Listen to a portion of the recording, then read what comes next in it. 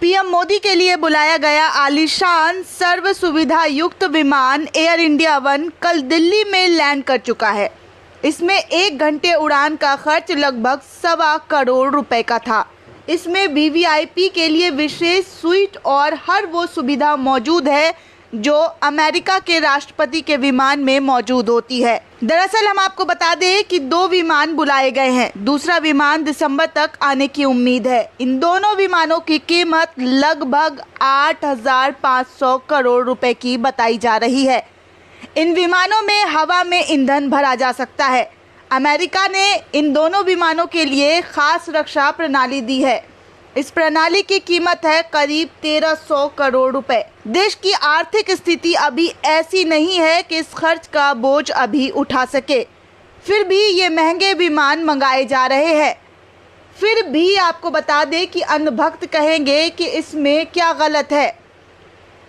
हमारे मोदी जी को अमेरिका के राष्ट्रपति सरीखी सुविधा क्यों ना दी जाए। वैसे इन्हीं अंधभक्तों को एक बार ये बोल दिया जाए कि भारत में भी अमेरिका की तरह हर परिवार को कोरोना काल में 40,000 रुपये मासिक भत्ता दिया गया था। उन्हें तुरंत याद आ जाएगा कि अमेरिका तो विकसित देश है और भारत गरीब। वो अपने नागरिकों को इतनी सुविधा कैसे दे सकता है। लेकिन जब मोदी अपने लिए ये विमान खरीद रहे हैं तो उन्हें ये सब बिल्कुल याद नहीं आएगा।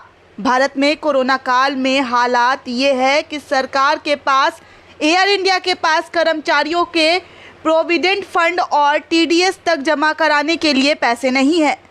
रेलवे में पेंशन फंड में डालने के पैसे नहीं है। रेलवे कर्मचारियों को कोई बोनस नहीं है। कई राज्यों की सरकारों के पास स्वास्थ्य कर्मियों को तनख्वाह देने के पैसे नहीं है और डॉक्टरों को देने के लिए सैलरी भी नहीं। कई जगह 6 महीने से अधिक हो गए हैं उनके अकाउंट में सैलरी आए हुए। यही हालत देश भर में संविदा शिक्षकों की है। कल एक मित्र ने कमेंट बॉक्स में सूचना दी कि जेआरएफ देने के पैसे भी नहीं है। फेलोशिप अनिश्चित काल तक के लिए स्थगित किया गया है। इसके अलावा हर सरकारी एवं अर्ध सरकारी संस्थानों के कर्मचारियों के वेतन भत्तों में या तो कटौती की जा चुकी है या जल्द ही किए जाने की योजना बना रही है ये सरकार। मोदी सरकार पूरी बेशर्मी के साथ राज्यों को जीएसटी मुआवजा देने से भी इनकार कर चुकी है जो उनका हक है। कल ही सरकार का बयान आया है कि बजट में अप्रूव किया गया है। उसका सरकारी खर्च इन 6 महीनों में ही साफ हो गया है। अब सरकार को कामकाज के लिए बाजार से और लोन लेना हो सकता है। राज्यों को भी कोरोना काल में खर्च चलाने के लिए लोन लेना पड़ सकता है। और इधर पीएम केयर फंड के नाम पर तो सरकार ने लूट ही मचा रखी है। क्या सरकारी, क्या प्राइवेट, क्या न्यायपालिका, क्या अर्ध सरकारी संस्थाएं, सब पर पीएम केयर फंड में पैसे देने का दबाव बनाया जा रहा है।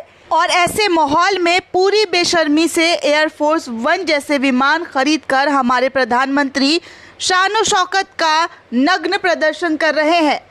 जब देश की ऐसी आर्थिक दुर्दशा हो रही है कि देश अर्थव्यवस्था 70 सालों में सबसे ज़्यादा बुरे दौर से गुजर रहा है, तो मोदी जी के द्वारा इतने महंगे और आलीशान विमानों को खरीदना कहाँ तक जायज़ है।